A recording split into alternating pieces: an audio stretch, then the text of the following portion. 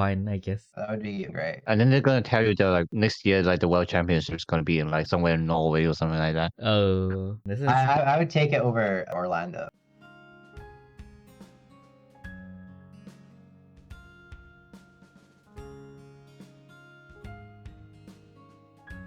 Hello everyone and welcome back to the Refresh Step, where you recover yourself for the main step. I'm yours for today, tomorrow, and the foreseeable future, Theodore Lu.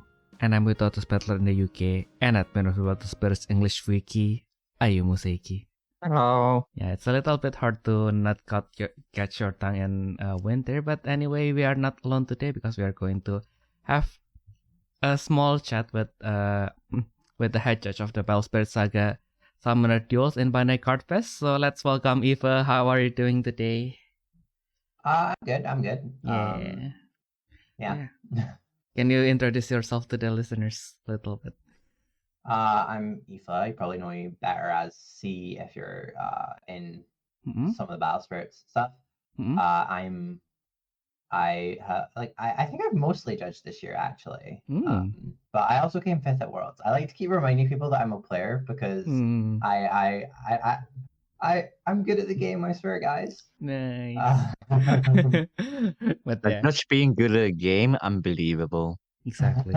Impossible, actually. I know, right? There's no way we actually have like top more than top 32, right? Yeah. Cringe.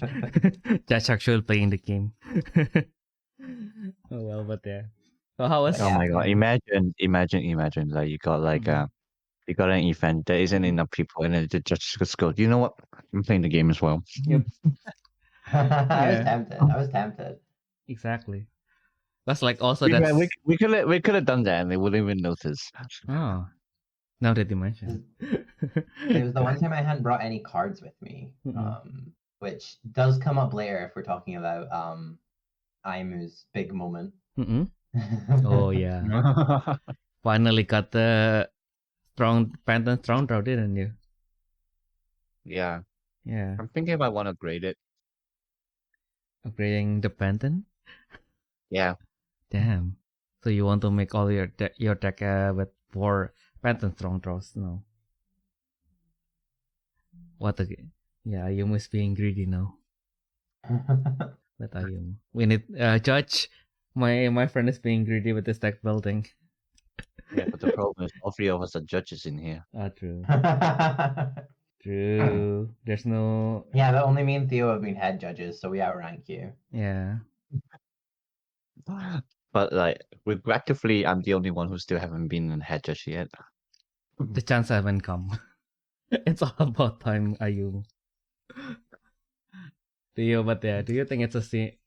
But yeah, I don't know. I feel like it's something that should have come with time. But I think like Eva, you did judge a lot, right? So I think you being the head judge is kind of natural. Mine being a head judge is kind of like an elevator, like an helicopter thing. But yeah, how do you find the last event? Like, since it's really manageable, right? Like, how was Utrecht for you? I mean, I love Utrecht, as I say, so that was that was like 90% the reason that I volunteered to judge at Cardfest. I didn't actually do a huge amount of judging because obviously we had a pretty small summoner duels. It was like 16 people, and I think we were done within like 2 hours or something. It went shockingly fast. The deck checks at last round were the longest part of the tournament. And then I was basically just kind of a spare hand, so I spent a lot of time at the Gundam event, like mostly doing customer service and otherwise like running around. So like, as far as actual judging went, it's probably the easiest event I've ever done. As far as everything else went, it's maybe like the hardest I've ever worked in my life. But yeah, it was pretty chill. I think it was cool to see some like not new faces, but like players that I haven't seen at many competitive events. Like I think they were at Utrecht last year, and that was it. So you know, I was really happy that people showed up and like people were really passionate and excited about playing the game. It was just a bit of a shame that it wasn't a better event for people you know. Yeah. Yeah, that's Yeah, I was that's the sad part. I was Mm. very convinced Mm-mm. that like I wouldn't make it to second place, but I suppose just Swiss just doing its weird things. Mm-mm. Cause Yeah, I mean, yeah, cause well, I mean, this mainly to the audience, but like I basically lost the second last round. I mean, we only have 4 rounds, I think. Mm-mm. yeah, So something like, like that. yeah. So I got 3-1. So I didn't win the last. I didn't lose at the last round. I should not be getting second place, and somehow I did. Mm. I feel bad for the other guy now, but like I suppose we only care about the invite, so Mm-mm. he should get it regardless. The third place. Oh. I think they were already talking about the like whether the invites would pass down. So you've already got your invite, and the person that won also had their invite. So I think it would automatically pass down to third place. if Yeah. they So won. I think Eddie, the first place, he got his invite in Moheim. Mm. I Very got cool. mine in Chile. Mm-mm. And like so like it should get passed down. And like now that I think about it, thank God I went to Chile. Mm-mm. Because if it wasn't that, I realized I would have never got any invite. I know, right? You might have been- And I wasn't even aware of that. I just went to Chile because like Mm-mm. Julia convinced me to. Mm-mm. Yeah. That's like the fastest gaslighting I've ever seen in my life. It's like, yep, Ayumu will be going to Chile next week. It's like, oh. And it's like, he actually went there. It's like, oh, God. Like that was literally planned like 2 Mm-mm. weeks before the event. Did you go to the first Profest IMU? You mean the first one? No, I didn't. Mm. Yeah, because I have an invite to PF2 from not going to PF1 with my pre-season invite. Mm-mm. So Oh, you get that? I thought they don't pass yeah, down. I'm not entirely sure what the system was, but like I have the invite for PF2. I'm not Mm. going, but Mm. yeah. Not going yet. I Yeah. don't know. I looked at the cost, and I've also now played against Magni, and I have no desire to travel. Mm-mm. Yeah. I Magnin. mean that's yeah. I mean for me like at the like as usual like I'm going to like the events. The events is is actually the second reason. The first reason is to see people Mm-mm. and walk Yeah, around a bit. Yeah. that's like the like that's why Milan was like maybe the best event of the year for me. Mm-mm. Mm. Oh yeah, it's the most crowded one, isn't it? For Europe, at least. Or isn't it? Might be Yeah. it might be actually now that you mention it. Mm-mm. I mean obviously it still wasn't as much as the first Grand Open. Mm-mm. Yeah. But at least for second year, I think that's probably like the most people we got in Europe actually, Mm-mm. Yeah, people really showed up Or- for that. or just in general actually. So I Yeah. don't think the US has passed like how many did we get in Mohan? 40 something, I think. 37. 30, 37. Oh, almost 37 or there. 38. Almost Yeah. there. Mm-mm. Okay, then yeah. I mean, still, yeah, it was more than the US. So Mm-mm. Yeah. Exactly. Which is why Saga bring it to Europe next year. World Championship and I don't know, Netherlands is fine, I guess. That would be fucking great. Yeah. and then they're gonna tell you that like next year like the World Championship is gonna be in like somewhere in Norway or something like that. Oh. Still fine though, still fine. This is I would take it over Orlando. yeah. I mean, true, actually, yeah. I've never been to Norway. I want to go to Norway. Mm-mm. Oh, I actually missed the chance to just say that. Oh yeah, it's gonna be held in Utrecht in Scotland. Nice. Yeah. Or like in one of the like the you quote unquote unique like UK places place name place names. But yeah.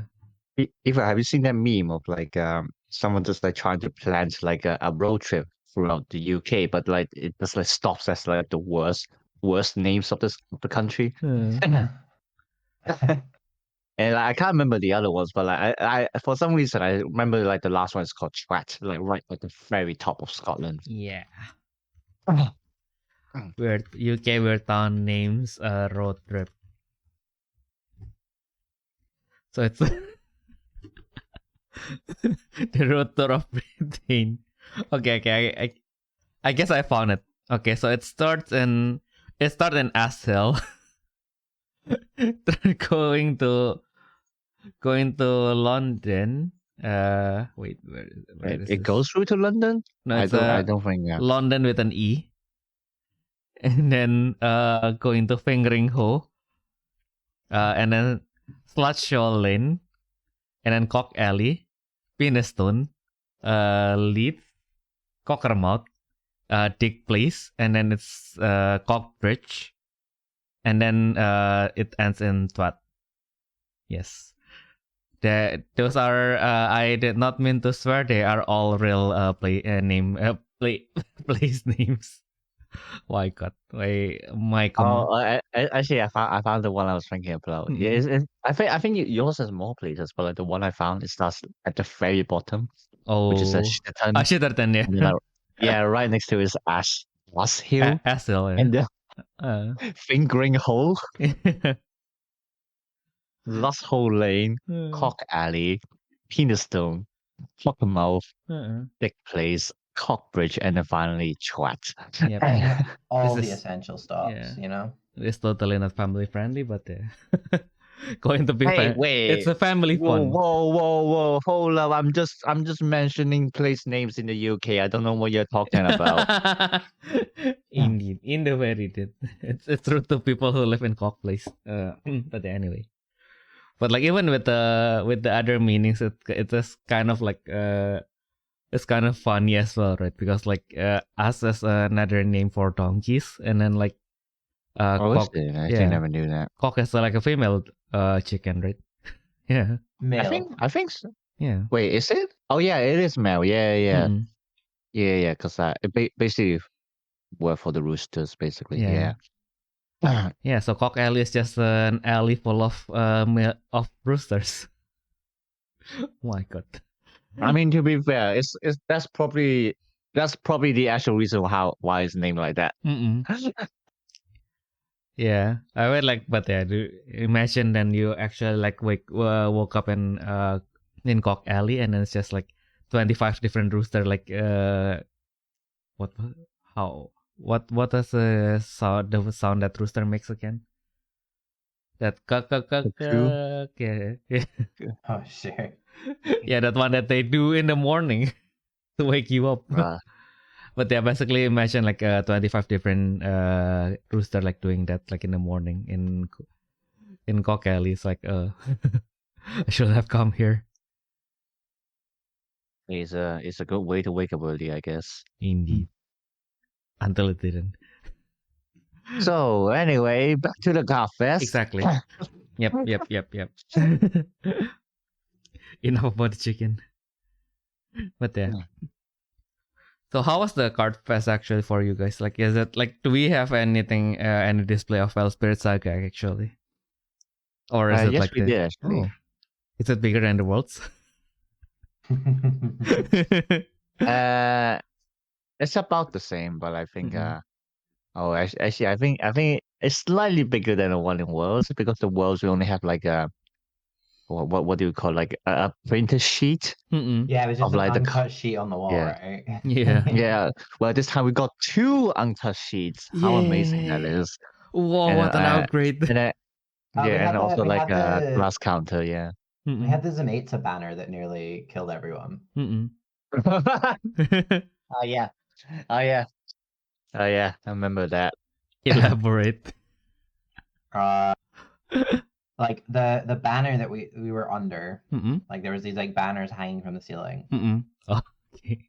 The banner we were under was Zametsa, Uh-uh. and it just all of a sudden out of nowhere started like swinging wildly. Like yeah, there's the video.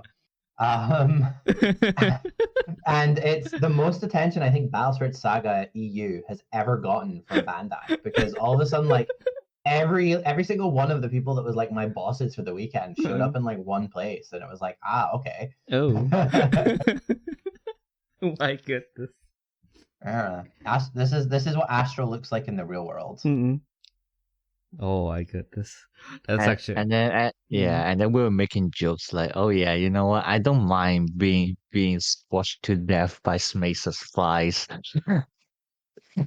Literally. Pretty much, yes. And it's also fitting that Smeitza, who is like basically the villain of Set 5, is like going to kill everyone. Yeah. My goodness. I still haven't read the lore after like the 300 years. Mm-mm. Yeah.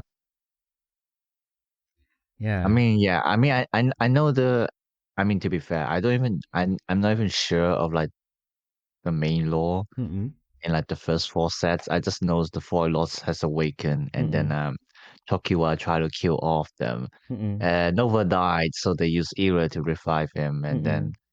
they won the war, and then now it's 300 years later with Era just locked himself in his Kuma house, I guess. Yeah. And then Genbu is still alive because he's a fucking giant turtle. Uh-uh.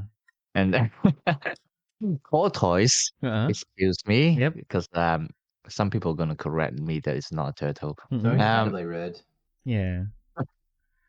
They're a little bit different. Tortoise has more wrists because their legs are thicker. Turtles they have like really thin legs, so no wrists. Absolute They're, zero they're, ski- wrists. they're skipping like days. That's why. Exactly. Yeah, and then there's a world above them, which is coming down upside down, Mm-mm. and there are new things called skybinders, and then Mm-mm. like that's all I know. Yeah. Wow. That's about I everything I you need I to I, know. I don't even know the position the light guiders in the lore actually. Mm-mm. Wow. Yeah. Because like most of them like sounds like they are opposing the skybinders. But like the snake one kind of looks like they are bringing the skybinders into this world. So it's like, okay. So which side are you on? Make up your fucking mind. It's actually really funny because like it's like totally opposite Mm-mm. in the original lore. Because the skybinders are supposedly ultimates, Mm-mm. like the fifth card type of the game. Mm-mm. And then the light guiders, or like we call them Galatian over here, Mm-mm. were like the ones who fought against the ultimates. Mm-mm. So like it's a bit weird that like they're on the same side this time. Mm-mm. No, right. Oh yeah, because like who was it again? Oh no, it's the shark ape. No, it is the shark ape. I can't get the Oh shark yeah, ape out of my head. oh yeah. It's like I never knew what it's supposed to be. Like when I was just looking at the image, and I just look at the name, Shark Ape. Mm-mm. Really, Bandai? Yes, That's- reaching with shark ape. I got like 2 or like 3 copies of it already, and I hate it. I got one and I was very thankful for it. I got one and now I have to find the SPR because one of my friend wants them. Why? Did Calvin not pass it down to you? Nah. The SPR. Oh. He didn't get to go to the store, so he didn't. I haven't bought the SPR yet. Oh, Yeah. yeah, because like Rai pulled an Mm-mm. SPR of the Shark Ape, and then like Calvin was saying that, oh yeah, one of Theo's friends runs it, and then like Rise is like, here you go. How Oh. much you paying or something like that? Uh-huh. And I can't remember if Calvin actually paid him or like Rai just like threw it at him or something like that. I see. Yeah. Yeah, because like he told me to buy it from like a Dutch store, so probably he didn't. But yeah. Oh, I Oh, got I see. so right pulled that. Now that and on hindsight, I'm going to open 3 boxes. I have the 3 boxes that I got from the head judging right behind my back right now. So it might come with a shark ape. So yeah, probably I should not buy the shark ape before I open that. On hindsight, just like if I open a shark ape there, then at least the consolation is that my friend will buy it from me. But yeah, this set I'm down bad for the Nagi, so I'm going to open the Nagi. But yeah, I got the SPR for the conveyor belt yeah, magic. That's the one. That's the one I got that wanted. too. Yeah. Yeah, It's really cool. I know, right? Yeah, I love it. Mm-mm. I think I got like 3 sushi SPRs. Yeah, Got conveyor belt, fishing hardships, and Magni. I know. I Oh, won the fishing hardships. Yeah. That one looks insane. Oh, if you're, we can talk after the show. exactly. Is there any particular?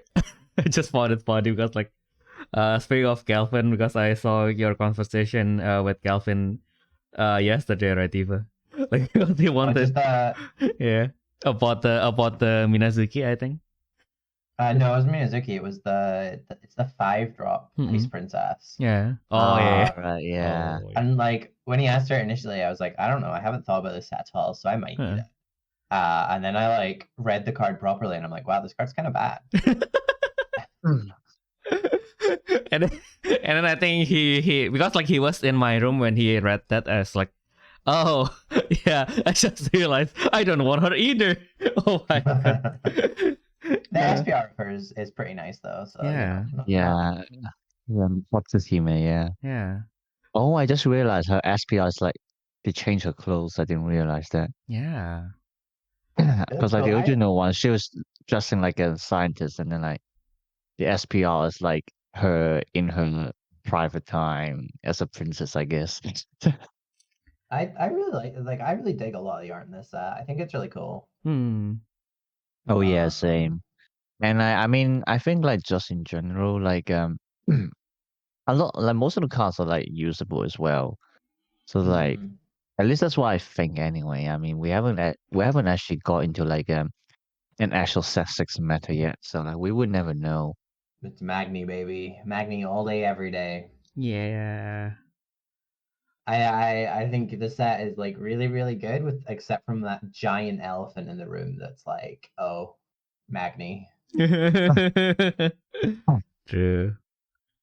Like if we exclude Magni, then yeah.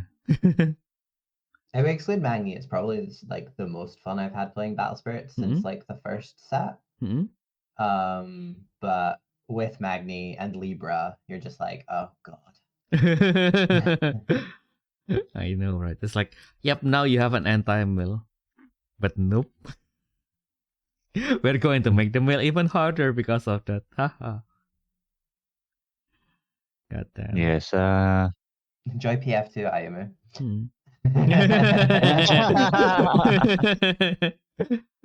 Enjoy the endless mark near you. Well, I mean, so far, at least in my testing, it's kind of alright. Yeah. It's like, yeah, I suppose it does make the meta a lot faster. But I don't know. Like, obviously, I don't like Magni and Libra, but like, I think like for now, it's we just have to see. I think it's kind of alright. Like, like maybe we still might is. I don't know how to say it. Like, feels like maybe someone haven't found like an effective deck against it yet. Things like that.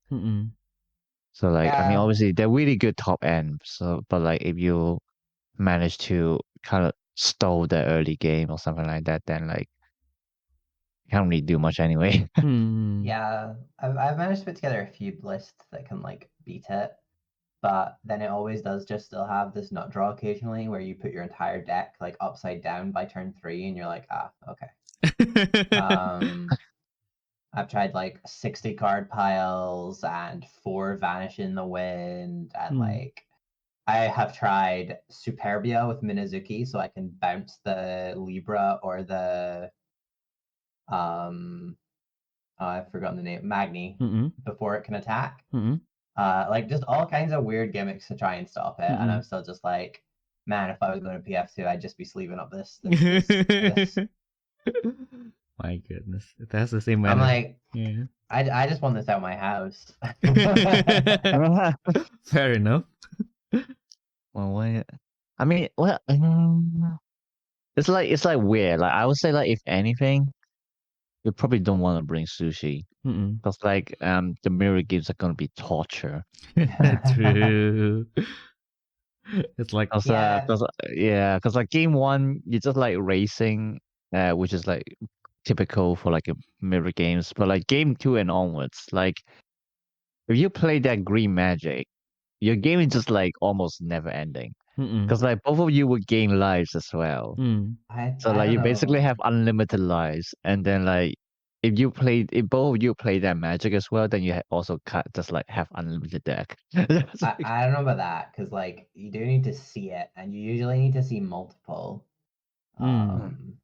And especially since it doesn't really work against Libra, like I feel like when that becomes a factor in the matchup, whether it's in like game two or it just becomes main deck, I think you just rely on like Fish Fillet and Libra to end the game at that point. Mm. Because Libra really only ever needs to swing twice to kind of put your opponent in a checkmate position. Mm. True. Yeah.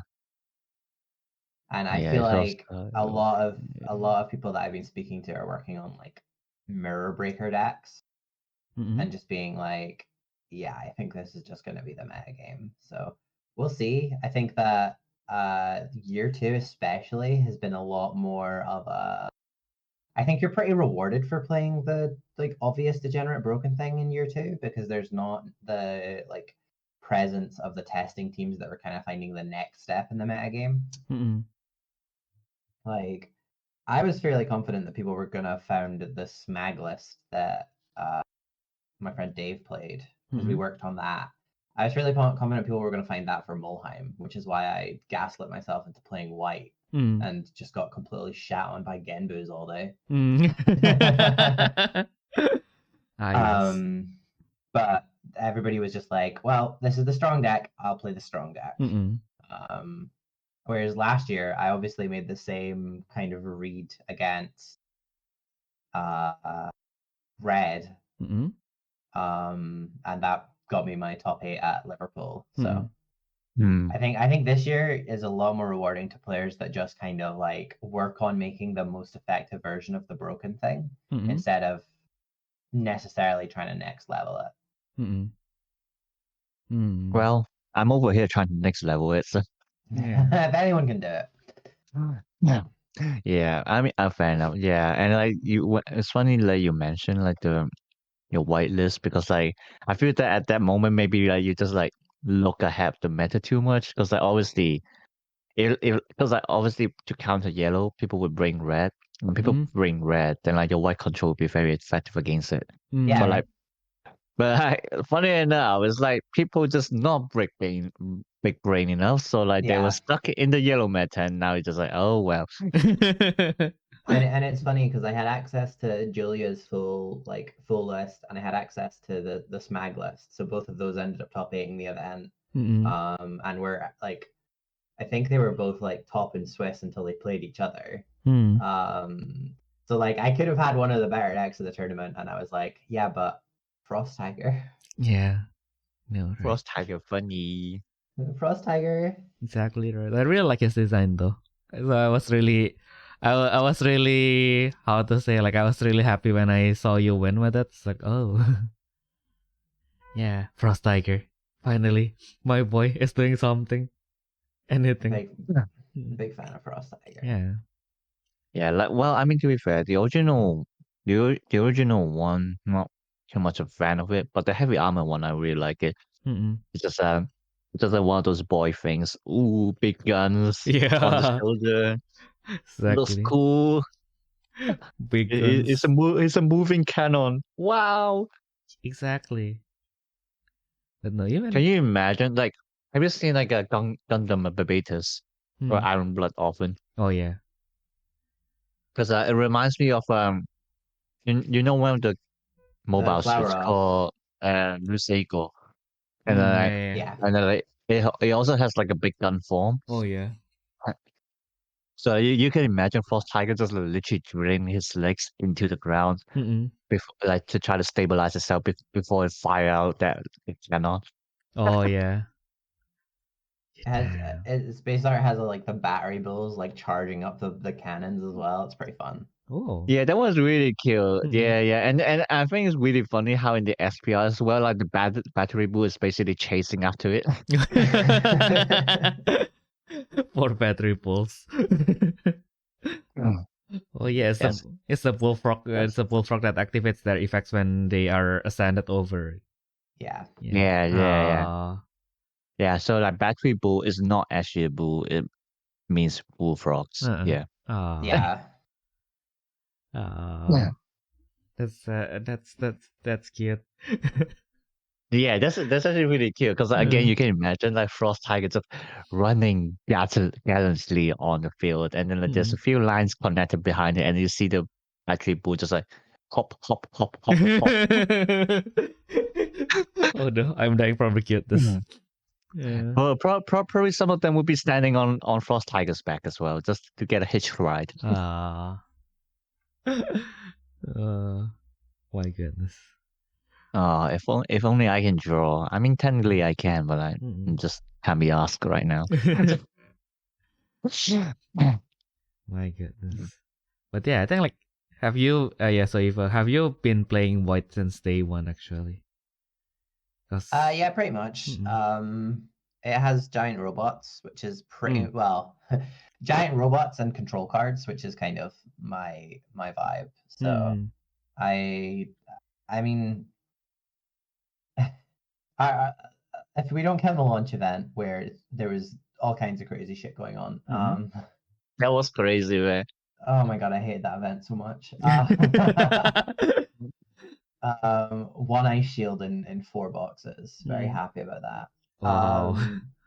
Or 2 boxes rather, because we couldn't afford to buy more than 2. Yeah.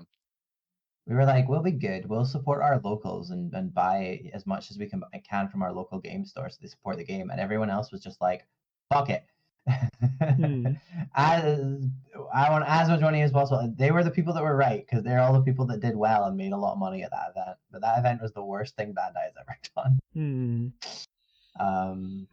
But yeah, no, I played White in set 1. I didn't attend too many events in set 1.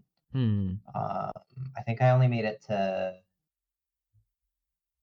I can't remember where it actually was. We stayed in Leamington Spa. It was like it was near Birmingham. That event, the first event with the first grand open with Axebiter. Oh. And yeah. Oh, it was at Coventry.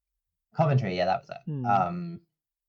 I did pretty well there, but like I punted in the first round. Like I just made a really stupid mistake because it was early in the morning, and then that kind of just knocked me out of contention for top 8 very early. And then like fucking been pretty consistently playing at events and doing well since like PT2. I came like 9th at Glasgow, lost to Blandon in his European debut. And then yeah, PT2 was like not great for me because I had my whole like I needed to get my passport renewed and it was a whole thing, and it eventually came down to me planning to cancel my trip and then getting my passport in a single day. Ooh. And then that as I had my passport in my hands, booking my flights to Utrecht and arriving at like 1 a.m. like the day before without like actually having like finished my list or anything. I was like, oh, I have all these cards that I shouldn't be playing in my list, but like I just need to actually make sure I'm there. But like I woke up at like 8 that morning. I was on a like train from where I live in like a little further north to Glasgow. And then I had to get the bus from Glasgow to Edinburgh to get the flight from Edinburgh to Utrecht. Or to Amsterdam and then the train to Utrecht. So I was not in the best state for PT2, but I did all right. I made my money back from the trip. Thank goodness. And then that's the most important part. Yeah, it doesn't make your money back. Yeah. Yeah. And then top 8 Liverpool, top 8 Worlds, top 4 Wolverhampton. So, not bad. Yeah. I've been loyal to White even when I probably shouldn't have been, and it's paid off a few times. Yeah. So yeah, it's always nice when your love pays off, isn't it? Isn't it? Oh my god. Yeah. You see how long I've been single that I can't even talk about that properly. But yeah. Anyway. Yeah, actually, like I had like a similar case, almost had a similar case, because it was like for the Pro Tour one, the first one in the US, and then but I haven't got my visa at that time, so like I wasn't planning to go there. I was in Hong Kong as well, and then like my mom like basically told me actually yeah, I remember now, because like before I returned to Hong Kong, I was already like planning to see if I could go to the US, and then like I booked my appointment at like the 1st of June, and literally the earliest option that I got was the 27th of July, which is like one day before the Pro Tour. Oh gosh. Yeah. And then so like my mom was I was going to give up. I was just like, yeah, I'll just like wait for Pro Tour 3 or something like that. Mm-mm. And then I was just like chilling at home, and my mom was like, maybe you can try to see if you can get the visa on the day, and then just like book your flights immediately. I was like, what the heck, mom? I mean, yeah, like cause I like, okay, yeah, I'm sure someone would have suggested that, but I didn't expect that to come from you. Yeah. And so I tried, but Mhm. I went to the appointment. They told me, yeah, well, we can't give you the visa like on the day, so you won't be able to make it. So oh well. Oh well, it is what it is. Yeah, cause I don't know how it works, but like basically I have to give them my passport, and like, it takes them a week Mm-mm. to like print like the visa onto my passport, Mm-mm. something like that. Mm. Yeah. Oh yeah. So yeah, it had taken a while, and so like I just like, oh well, no Pro Tour 1 for me. Oh. Yeah. Yeah, I don't think I even have an invite for Pro Tour 1 actually. Oh yeah, because I don't have the visa to go to the UK. So once I judge for call through her, I was basically done for that for that wave. My goodness. Yeah, that's also why I was really salty about the wave 3, the one in Hamburg, like in the Hamburg or the Munich one, the one that was supposed to be in Germany. When it was cancelled, I was really salty. It's like, this is the only time I could have joined like 2 Grand Open, and then they took it from me. My goodness. Yeah. Oh yeah, now that we actually have like an opinion of like a real UK citizen, like how do you find it, like how hard do you find it to go to like other places actually? Oh, I mean that's I was keeping my mouth shut because like when you have a passport from a like white predominant colonial power, like it's True. I have never had any problem getting it anywhere. Like I applied for my visa online and got it on the same day when I was preparing for Los Angeles. And then like obviously there's just no issue getting into any EU countries. I did miss when I was younger and I had my European passport and I just got to skip the giant queue. But you know, I have Irish family. I'm working to try and get an Irish passport so I can just have a full-on European passport. And then, but yeah, no, visas are very much like a formality if you have a UK passport because it's just kind of like filling out a form online and then waiting for them to send you an email 10 minutes later that says like, congrats, here's your visa, enjoy America. I don't know why the part where you say enjoy America kind of cracks me up, but I did not enjoy America. Well, I enjoyed winning money in America. I didn't enjoy being in America. I know, right? I guess like I also like thought that yep, America is like a land of like a mix of people will be able to try lots of food, and then it was like day 1 taco, day 2 taco, day 3 taco. It's like the food was no bueno. My stomach was like, there was a point during my LA trip where I was like, if I just don't eat, I won't keep having a sore stomach, but I will be hungry. And I was like, do I want to feel hungry or do I want to have a sore stomach? Oh my god. I opted to eat so that I would have like brain sugar so that I could think properly. So I guess I made the right decision, but yeah, no, I was fighting for my life in the United States. My goodness. So And yeah. when I said to my American friends that their food is poison, they just told me it was a skill issue. It's a spawn issue. Is that Skill issue. Your poison resistance stat isn't high enough. Exactly. yeah. Yeah, like it's the same for me. Like literally, the first time I went to the US, which is in Portland for Proto 3, Mm-mm. and then after I came back, I was like, I'm eating salad for a whole week now. Oh God, yeah. Yeah. I was actually speaking to like some of the American players over there. We literally just walk out of a Wendy's and then I just told them like, how are you guys surviving this? And they're just like, I don't Right? know. Yeah. That's the reason why one of their biggest advertisement spending is on like the stomach medicine. Yeah. Right. Oh god. Yeah. So it's not like it's not a skill issue in that they don't feel anything, but it's more like it's a mindset. It's a mindset thing. They already like, yep. If I'm going to be fucked up, I can just take the pills later. But it's not like that for us, right? It's like, oh, I don't want to feel fucked up in the first place. So yeah, let's not eat this. I was eating food and then chugging that Pepto Bismol. Ooh. And that's some good stuff. Like that works. So yeah, I think you've got it. That's the tech when you're in America. Is you buy every meal with a cup of Pepto Bismol and you just down that. Ah yes, taste of freedom. The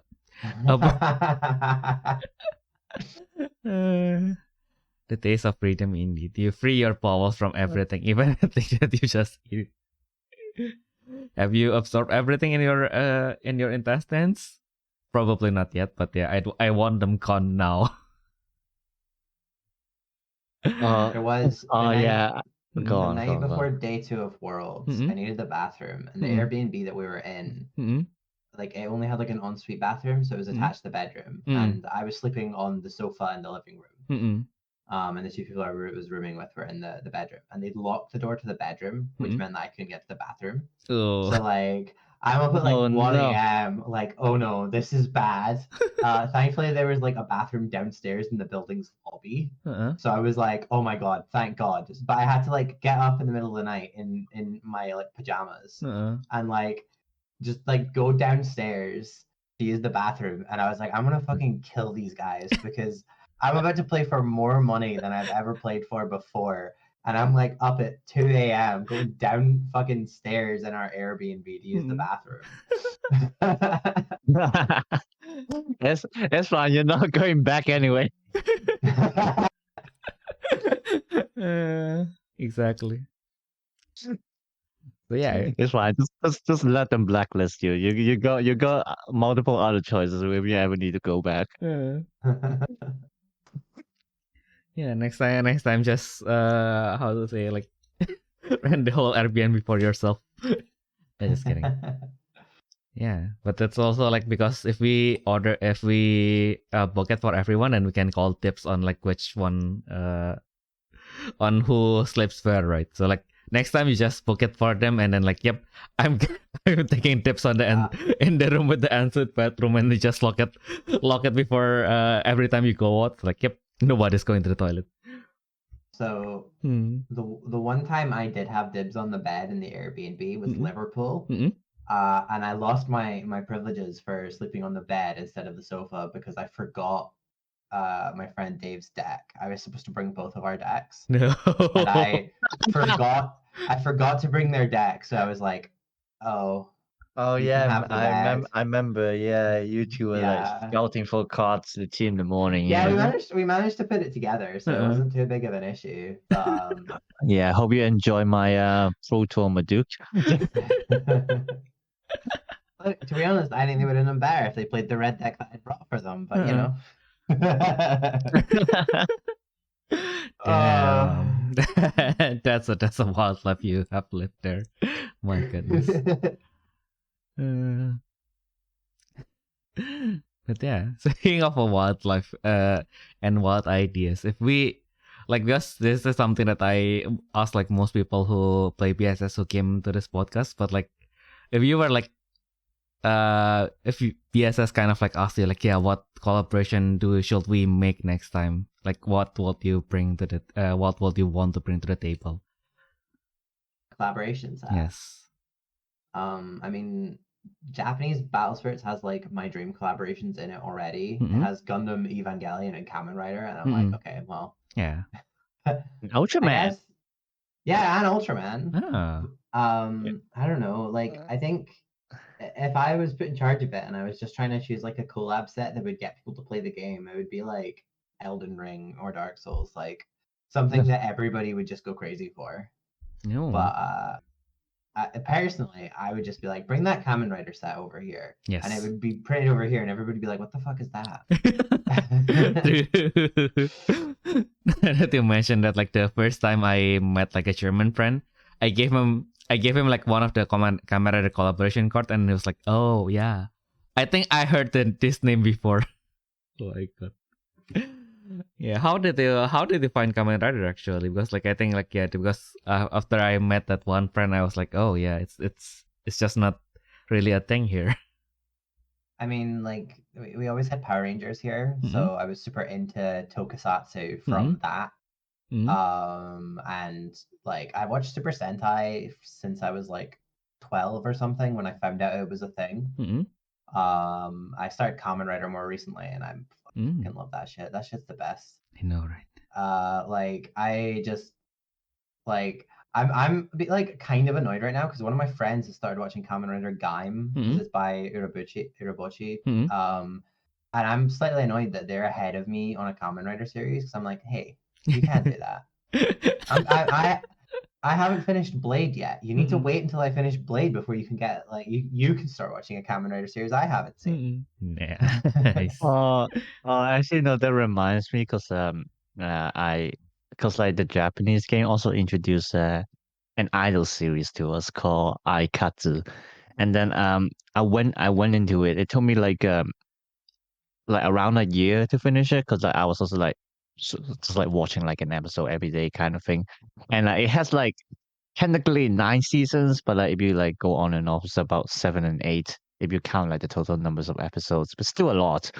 And then so I finished all that. I was like, oh yeah, it was pretty good. And then like Mm. that was my friend who like only started after I finished it, and then like he finished everything like 1 or 2 months, and I was like, how do you even manage to do that? And then he's just like, oh, I just skip all the musical performances in every episode, and then I was like, what the actual fuck? You're watching an idol anime. Why are you skipping that out of all things? It's like My goodness. that was absolutely crazy. I know, I, right? I I don't know how people enjoy stuff, man. Mm. Yeah. I mean, like, you enjoy this too? No, just kidding. No, let's not get into that. I know how much you hate it. So yeah. Aikatsu was Mm. Aikatsu was all right. Yeah. I mean, like, Oh, it's Love Live was the one I hate. okay.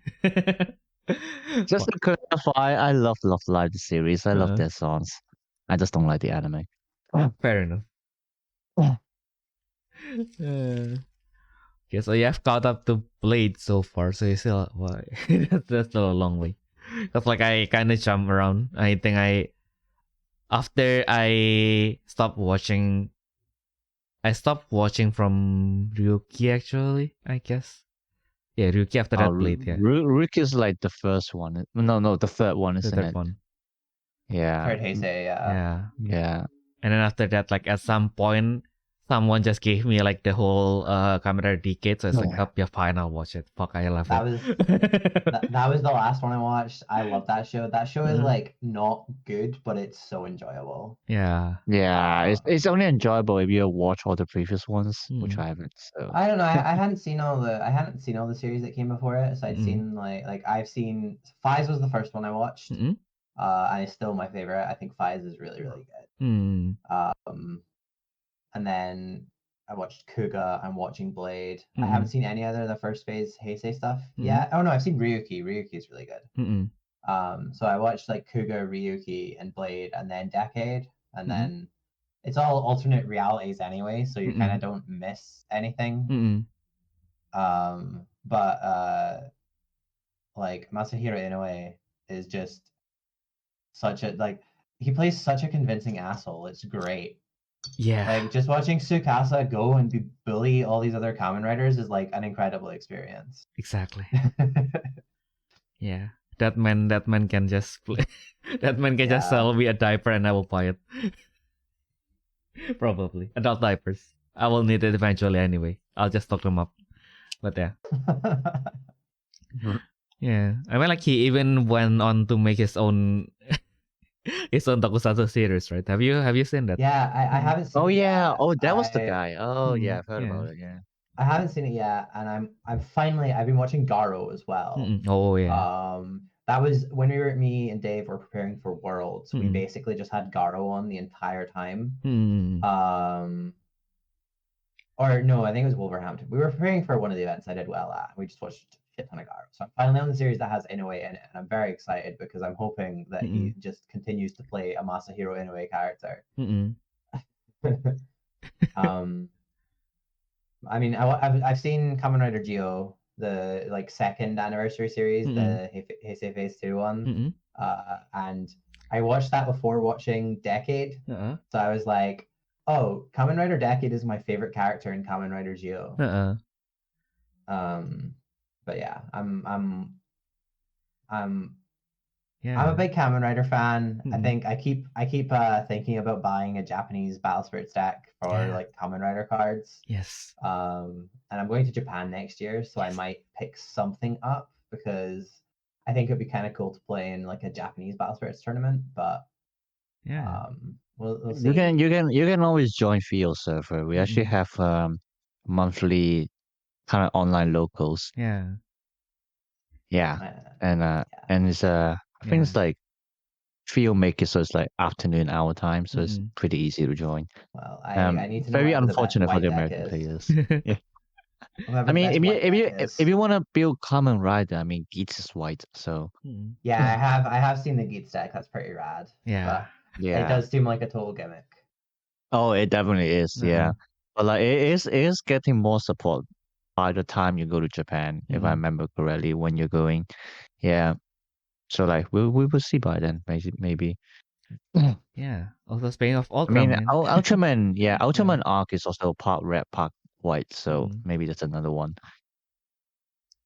Yeah, and then there's that new Ultraman arc that can basically play itself when it is refilled from the deck. So I was like thinking of making like a white control deck, which basically has the Kamen Rider kits, but I will then bring the DGP just so that I can open 8 cards from the top of my deck and then play all the Ultraman arc, and then like add the eye shield to my hand, and then like add a bunch of cards. Well. Yeah. So basically, Theo is saying, because I can't remember if you remember Geats effect, but it's basically on attack, open 8 cards from your deck top, and then just like place down a DGP from there without paying the cost. But then like it's the Japanese game. You will have too many cards that can just add themselves to hand when they got open from the deck. So like that's like the concept that like some people try to use with like Geats.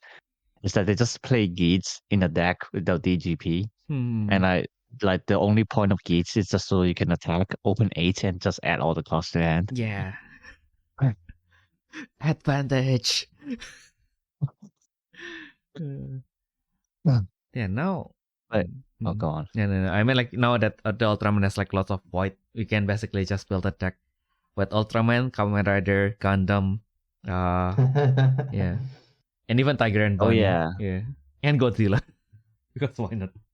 Let's not end it there. You can actually mix everything in one deck right now. Technically, at least like a card from each series. That's definitely possible.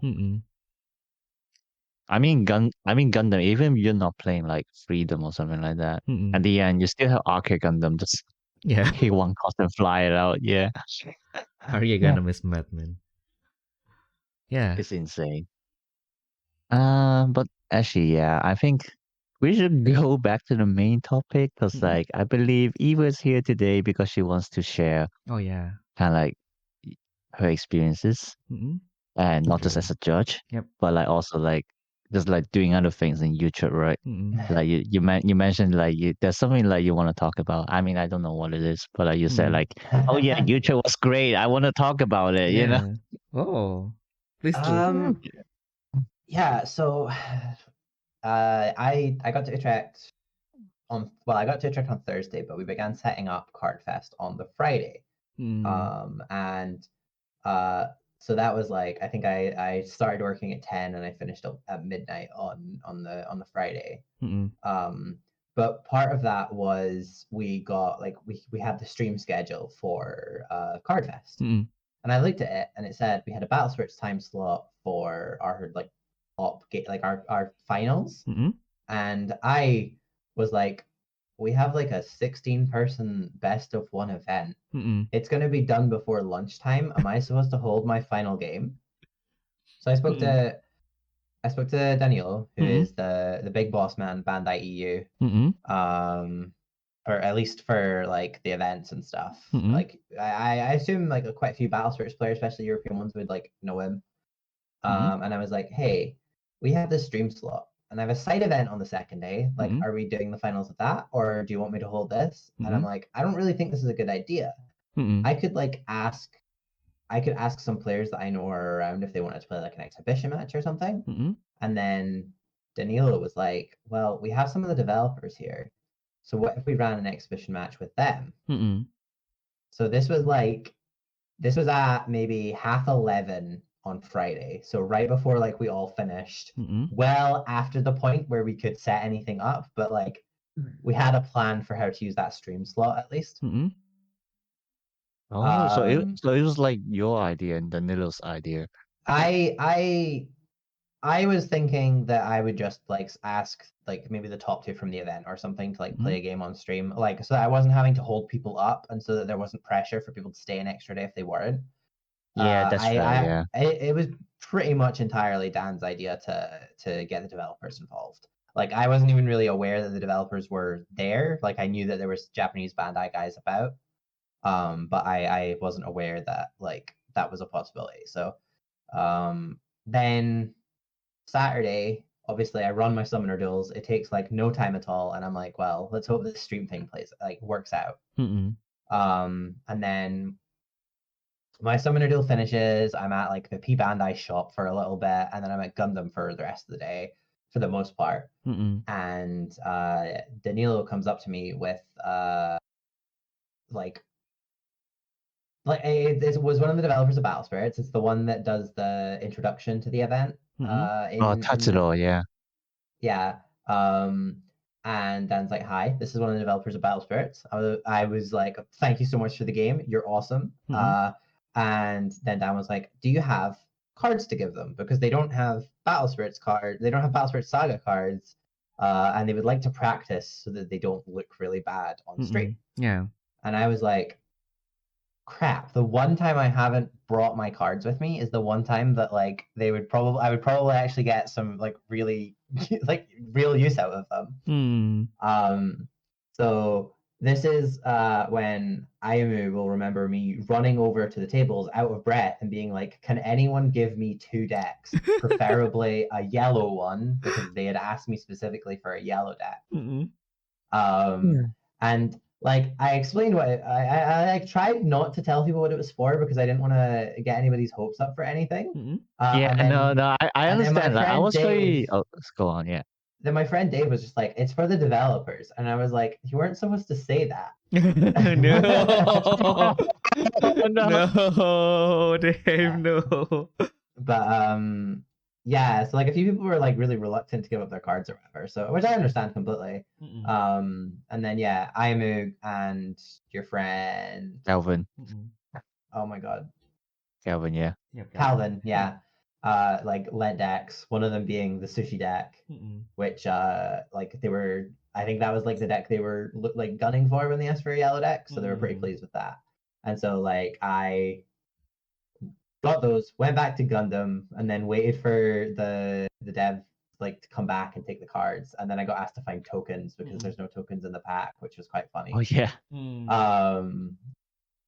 But yeah, so they like I didn't see them for the rest of day one, and we still didn't really know what was happening with them. And then I get in day 3 for me, so on the Sunday. And the Battle Spirits side event had been cancelled because there was only like there wasn't enough signups to justify running it. No. And like so we still haven't opened the venue yet, and I'm just sort of like helping set up the Gundam area, making sure like just helping out where I can. And Danilo comes up to me again and is like, so they want to play against a player. Do you have anybody like in mind? And I was because on the Saturday, the impression that I had gotten was that they were going to play against each other, which would have also been cool. But Yeah, definitely. Yeah. and I'm like, oh, that was kind of when I was like, okay, I know exactly who would be great for this. And that's when I messaged you, Ayumu, and I was like, hi. So, how soon can you be at the venue? I think I phoned you, and I was like, how soon can you be here? Yeah, like, I woke up at like 8 a.m. and then literally 80 minutes later, you like messaged me when I was just like rolling in the bed in like Calvin's attic or something like that. Yeah, and I was like, I, because you were the only person I had from the event that I could like contact. And like also I think just like a perfect selection for the event as like you know you're incredibly dedicated to the Japanese side of the game and the English side of the game. You've won a Grand Open. You're like a frequent like top 16, top 8 competitor, right? So like I thought like kind of the perfect choice for this. And you'd also like lent your cards to help make it happen. So yeah. I can never say enough thank you to you.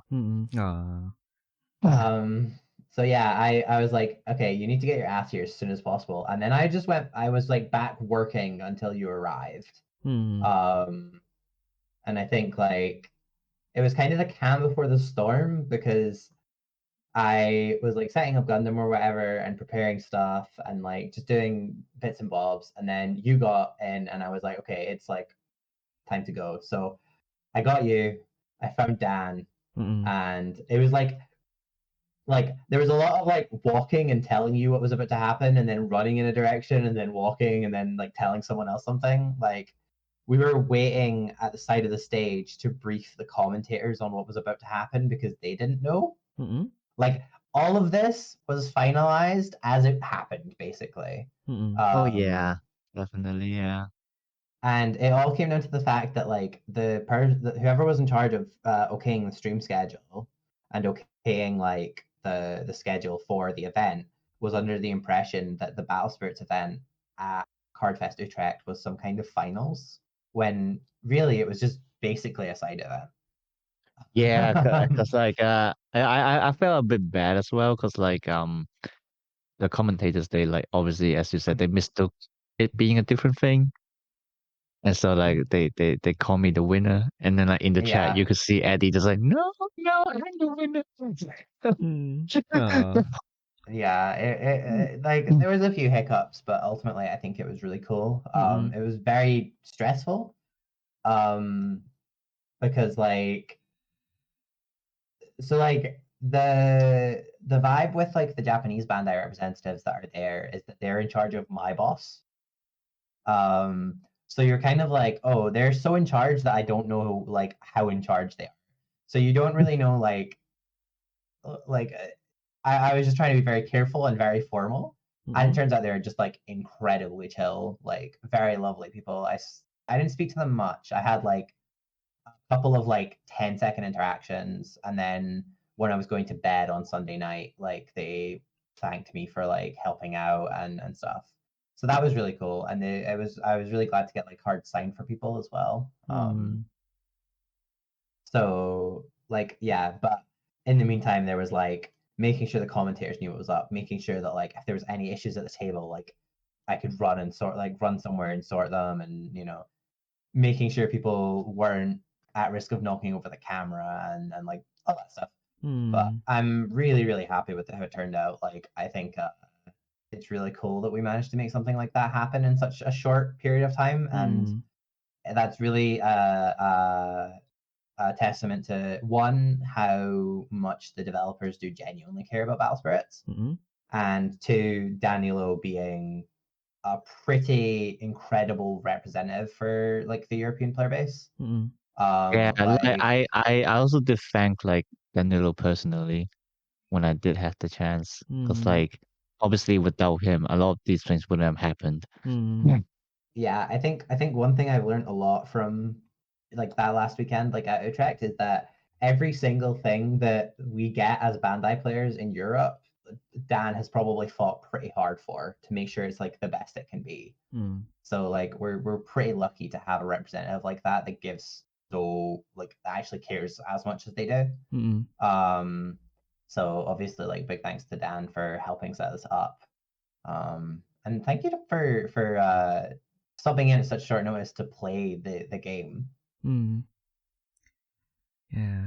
No, Thank you, it's all Ayumu. good. It was really funny as Mm. well, because like, after you told me that, I was like, oh my god, it's happening. And then and just like walked up, rolled down the stairs, and it just like bang on Calvin's door. Uh. Calvin, wait, Yeah. How did all this look from your perspective? Because obviously, like I know how it was from like that side, but like how did it feel going in? You know, like what was oh, your it's morning like? so for my whole trip actually, I arrived way earlier. I arrived on like Thursday. Like I'm also like the kind who just like to spend most of my time traveling. So like I always choose like the earliest flights. So Yeah, like my we're flight kind of is the always at same. 6 a.m. and I have to wake up at like 3 a.m. or something like that just to get ready. I mean, technically I could wake up later, but I'm also like the careful kind of people. Yeah. So it's like I was like, yep, I'm gonna wake up really early. My taxi is gonna be at 4 a.m. despite the fact that it's gonna arrive in like 15 minutes. Mm. But like, yeah, but I'm glad I arrived early this time, um, because like with Air France, we had to line up to get our boarding pass and everything like that. And like for some reason, like during that day, there was an absurd amount of people. Mm. Um, like which kind of makes sense, because like that's the reason why I was flying that day as well. Because like somehow the flights are really cheap on that day. I don't know why. Mm. Um, Mm. yeah, so that's why I decided to arrive on to fly there on Thursday. Just did all the usual stuff, like walk around with Calvin. He like showed me around, and then Theo wasn't there yet. He was I think he was still trying to. I think you were still trying to like what find the day off from your manager or something like that. No, for me, Oh no, no, was it you on a had day? you Yeah, I had have COVID. COVID, right? Yeah, yeah. I have COVID, so I cannot stay in Calvin's place. And then like, okay, so we were less than like copium. Okay, I'm going to come as a spectator on Sunday then. And then it's like on the Friday where I actually met Ayumu. There was that big storm, and then like the train line between Germany and Netherlands got fucked really badly. So it's like, yep, no matter which path I took, it will need take me like 3 to 4 hours, like one way to go to the venue. So I was like, fuck, is this worth it? Indian, Indian, like no, not even Calvin and Ayub just convinced me, nope, just stay in bed, just stay in bed. It's better for you just to rest. You have to work tomorrow, so it's like, yeah, fine. And then they It's did, yeah. It's actually really funny as well, because like before I arrived, Calvin was telling me, "Bro, it was all sunny, and then look at the days you're here. It's gonna start raining. You brought the storm over." And I was like, just like my mom when she goes to Taiwan. It's like, on Thursday we just kind of walk around a little bit. Actually can't remember exactly what we did already. Well, wow, what a good friend I am. But like on Friday, because I arrived there early mainly because like Calvin said, he has like a pre-release event at his local on Friday. Um, you probably seen the WhatsApp chat as well. Like he's just like spamming every day. Anyone want to join? Anyone want to join? Anyone want to join? And then like, we went there and it ended up just the three of us. So just me, Calvin, and Theo, and then like the other just like never came. And so we have 2 pre-release events with 3 people. Yay. Cause it was really funny. Cause we were asking like, can we even do pre-release with just 3 people? The main problem was more like the shop was really small. It was a really interesting shop as well. It's called Kai of Cards. Yeah. Yeah, and then like he actually operates in the basement under the shopkeeper's house.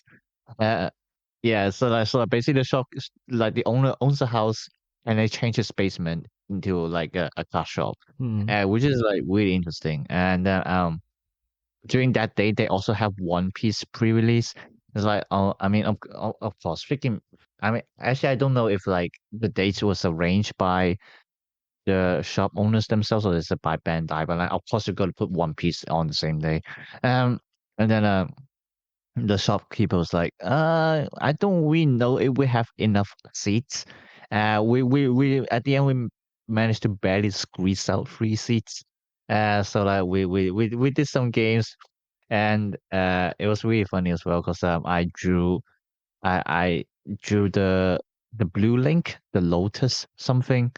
It's like the war god thing that mills 3 on attack. Um, but like, I'm mainly playing it. Oh yeah, the Violet Lotus Mule. Oh yeah. Yeah. I played that card mainly for the summon effect, which is destroy a cost 3 or less spirit. And then basically what I did is like I summon Mule, attacks with it, and then show my cost 5 agile from hand, return Mule to hand, and so like next turn summon Mule, destroy your cost 3, and I'll do it again. Yeah. Like that combo was pretty damn good in like a draft format. Because like you don't really have a lot of cards that can just destroy a cost 3 or less that easily with like such a cheap cost as well. And then you can also loop it. So like that one's pretty good. Yeah. So like we basically had a pre-release, and of course it ended in like what, half an hour, even less than that probably. Yeah, and then with the 3 also discussing. Right, do we even want to do another one? Which it was pretty. To be fair, it was pretty expensive. I think it was like what? It was like what, 20 euros for one player. Um, yeah, it was like 20 euros for one player. So like, we were like, what should we do? And then so like at the end, what we did instead is like we bought a whole booster box and used it as a pre-release. So basically, we asked the shopkeeper, so we're gonna buy whole booster box from you for its original price, but would you also like to give us the pre-release Cossacks with it? So it's like a previously event, but instead of just like 4 packs each, we just get a booster box and share together. And he agreed to it because like, I mean, because I suggested that because like at the end, if like if the shopkeeper can't hold any more pre-release event, they literally cannot sell the Cossacks. So like, I was thinking like from his standpoint, if we offer to even buy like even just a booster box, he would probably agree to it because like at least he can manage to sell a box and just like get rid of the cost that he can't sell. And so like that's what we did. And and then like mentioning about that, I think my shop over here at Newcastle, the shopkeeper has something to give me, which I assume is also like the Cossacks again, because unfortunately my locals in Newcastle is already gone. But the shop is still receiving like Bandai stuff. So like every time he got it, he just like give them to me. Because again, as I said, he can't sell them. So like, so there's literally nothing he can do with them. Well, yeah. So Friday we were kind of cast for the pre-release, and obviously Saturday was the main thing. I mean, to be fair, there wasn't much that we had to do. Cause like it's Calvin's place is really close to Utrecht. Oh yeah, the one thing is like I just like spent quite unexpected amounts of money because I didn't realize that we had to take the train to Utrecht. Oh yeah. Because like Calvin was originally planning to drive us there because he does have a car, but it broke down or something like that. Yeah. And then so we had to take the train to Utrecht, which is like 27 euros a day. It's like, ugh. And then we had to we had to go back on Sunday as well. It's like, oh no, Chinese, and that's another 50 euros gone. So, yeah. Yeah, so but like just like yeah, after that we arrived at the venue. Nothing more has to be said, we're just there. Oh yeah, actually yeah, Friday we did come over to get to was check in as well, isn't it? Wow. Yeah. That Yeah. like the train price that day was even worse because like I think we were planning to, oh yeah, because like we were going to include the location for like the car shop as well. So I think it's like further away. Yeah, So I had to yeah, pay 40 euros for day ticket that day. It's insane. yeah. It's like, oh my god.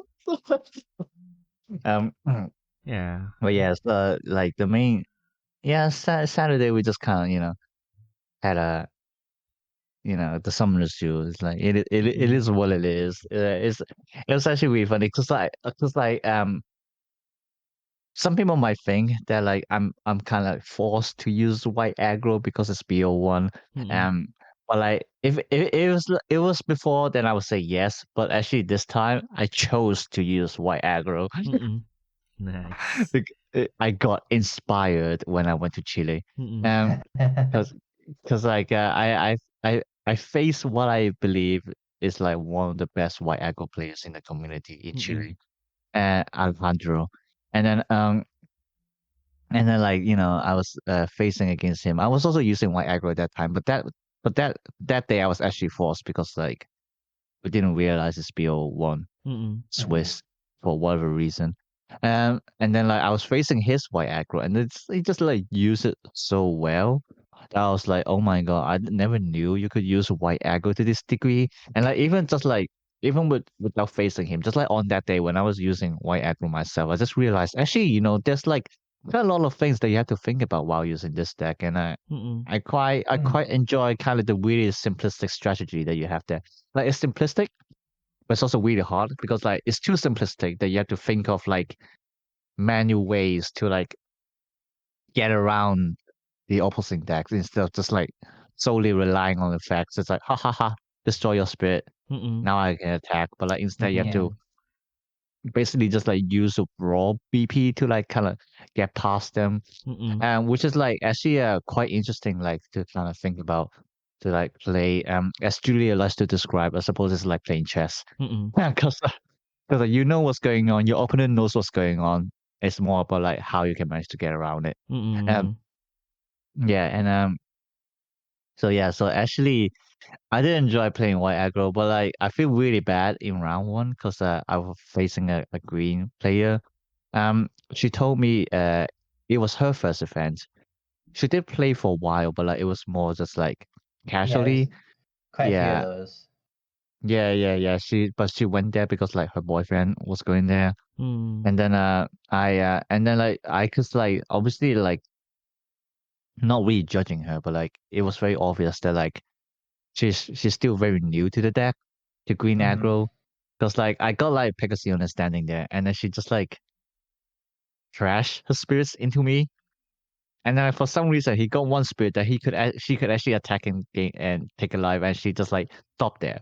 So basically she just like wasted 3 spirits for nothing, and then I was like, okay. And so I just stalled until I get Frost Tiger, and she literally couldn't do anything about that. No. Yeah. And second round, what did I face? Oh yeah, second round was an interesting one. It was a Surveyor deck actually. Um, it was like a Surveyor deck, but like he was using Smack, and then also like one copy of K, something like that. But like I think he told me he was using Smack because like he was missing some cards or something like that. I can't remember. Um, that was a really close game. Like I was really surprised at like how well his deck could actually do. But I suppose like it's exactly because it's BO1, so like Surveyors can like take some surprising wins, like especially if your opponents never face them and like they just don't know how the synergy works in there or things like that. Yeah, surprise factor is a huge yeah. thing in best of one in this game. Yeah, for sure. Especially with like the yellow surveyor is like the rabbit girl. Like if you're playing aggro, she's really dangerous because like -2k can destroy quite a lot of things. So like the decks would like, add like a little bit like curse because they try to swing into you, and even if you win by BP comparison, they just minus you 2k, and then like now you're dead. Yeah, kind of thing. Yeah. So like I actually turned the tide while I was at 1 life. I can't remember exactly how I did that, but I managed to do it. Yeah. I remember now. Yes. Actually, oh my god, I remember now. Because like he basically full swing into me because he got nothing else to do it as well. And then during my turn, I literally drew my 1 copy of Frost Tiger, and I had just enough cost to summon the best duck, Mecha Wing Duck, and then I send over it with 1 call on Frost Tiger, and then I swing. Do you have any answers? No. Okay, 2 symbols. You're dead. It's like, Yay! Question mark. Got him. Got him. yeah, I had to be oh no, well, I didn't actually top deck it, but I had to calculate really precisely because during his last turn when he attacked, I had to make sure that like I'm using Dream Bomb on the right cards because like it was very obvious that his first was Star Blast draw. So like I was just like trying to think about how I can bounce the Smack and K just to make sure he can pay the cost for the extra 2 draws and stuff like that. And so yeah, so I had to like use Dream Bomb the right timing, summon fail, cream miss, and all those stuff. Yeah. Yeah, so like that game was actually really fun. I enjoyed that one. The third game third round I faced against Eddie, and it was actually mainly because I was too impatient. Because I got like Pegasi on it on my first starting hand. So like, yeah. I know he's playing green, yeah. And then I should have just waited, but like I saw the chance. I tried to take it. I failed.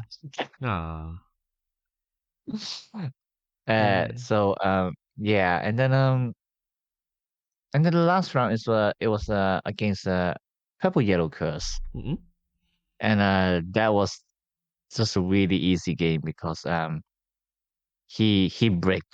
He got an exhaust nessus, but like that was about it. Yeah. So that was the Summoner Jewel. Let me drink some water. Yeah. So after Summoner Jewel, what did I even do anything else? Actually, I can't remember. My memory just like really bad. What did I do after Summoner Jewel? Yeah.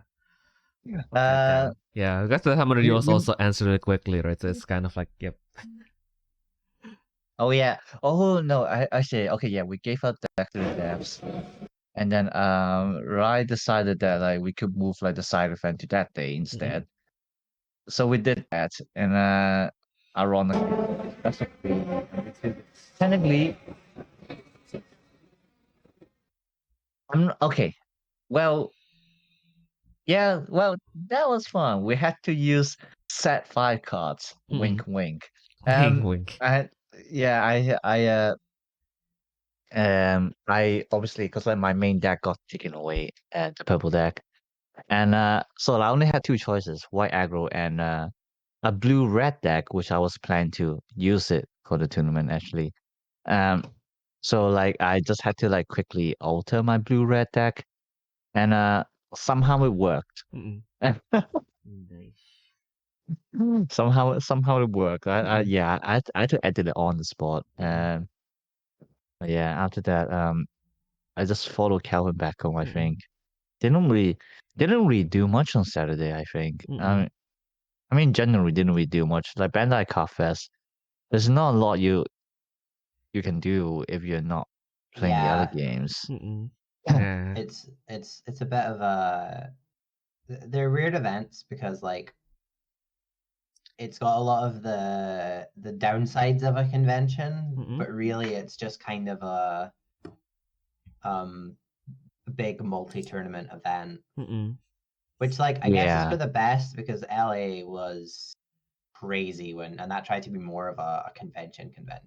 Mm-mm. Oh But yeah, definitely. Yeah. there's still like not vendors or like I think it's weird because it has to be Bandai, Mm-mm. so you don't get like the usual like at Magic's version of these events. There's like vendors from like shops and stuff, right? So like Mm-mm. you can Yes. I like a Magic Fest. You can go up and you can sell your cards to a vendor, and then you can like go to another vendor and buy cards or sleeves or like Whereas Mm-mm. Bandai is very specific about wanting it to be a Bandai event. So at least we had the premium Bandai shop, but like if you just needed like a pack of Dragon Shields or whatever, you had to head into like Utrecht Center and Mm-mm. like go to the shops there. Mm-mm. Um, and then the panels are all only on Sunday. Mm-mm. So there's not like a huge amount to do once your event's concluded, which is why I was like trying to arrange events for the Battle Spirits players that had showed up because our Mhm. summoner duel had been so short. But unfortunately, all we could make happen with everything else was the side event. Mm-mm. Yeah. It is what it is. Maybe next time. Yeah, Yeah. What? Yeah. Go Now on, go maybe on, go on. next time we can make some kind of fun activity. Like we can make like that uncut shit ourselves. Yeah, one player need to donate one card, and it's just going to be a wall of white aggro before we know it. Yes. Yeah, actually, like I think like next time we could do that. We just like swap our decks around. Mm-mm. So like we basically put all the decks in the middle, and then we just like do like a raffle, and like in like who takes like this mysterious deck, Mm-mm. and then we just try to use it in the tournament. Oh yeah. Actually, like that would be a really fun idea for like a side event, I think. yeah, actually there is like this one Yu-Gi-Oh YouTuber. They actually did that in their locals. So basically they just put but for them they didn't really gather everyone's deck. They just prepared like 40 decks and then they label it basically. And then you when you start your round, you roll a d20 and then like basically you get a pair of decks for you and your opponent, and then you both of you choose one and then just play with it basically. So yeah, that's something we can do in the future. Yeah. I don't know how much I can get that as a Bandai sanctioned event, but it does sound fun. Exactly.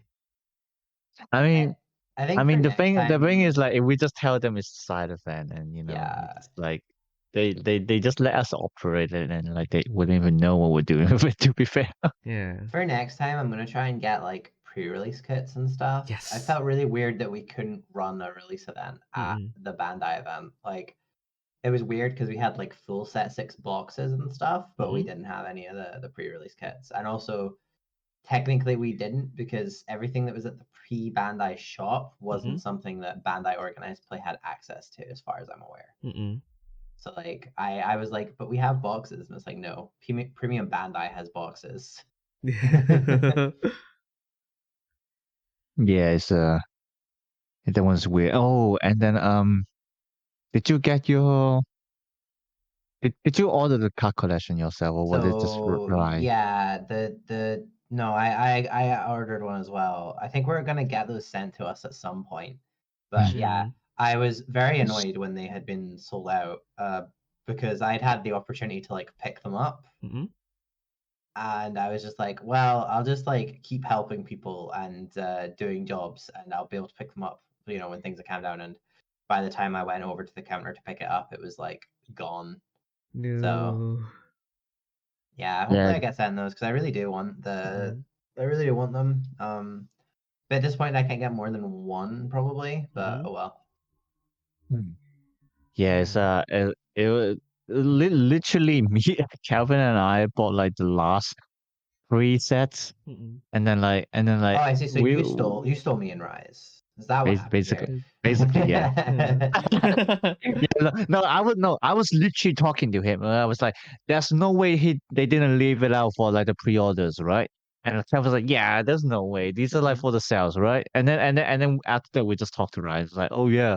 they sold everything and I couldn't get my pre-orders, and it's like, what the fuck? It's like, bro, they had one job. Yeah, so I think the judge orders weren't even like put in as pre-orders because I think every judge had the like every single judge team had people that couldn't get the product they'd asked for.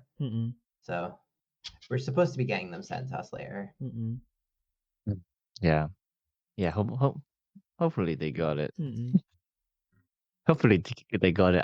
I say that while I'm holding like the last 3 ones. And It's okay. just to clarify, I didn't get all of them for myself. Yeah, it's okay. The evidence is right for the here other in my people. hands.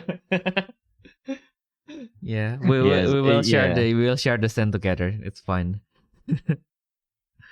But yeah, don't know why. I was like, I thought it was like smaller than the premium card set, but like I'm holding the premium card set in my hand and it's actually the same size. Like, it's a weird feeling. I don't know. But yeah. Wait, say again? No, I was like, when I first like received it from Calvin, I was like, I thought the folder will be bigger, and then like, I thought this was really small, and then like because I still have the premium card set for like the Japanese one, on my side, I was like, they're the same size. Oh yeah, I want the Japanese one as well. Actually, they look gorgeous. How did the Japanese get? They got. I mean, always it's their own cards, but like they have like their own version of the card collection. We can actually send you the photo. Let me just try to find it.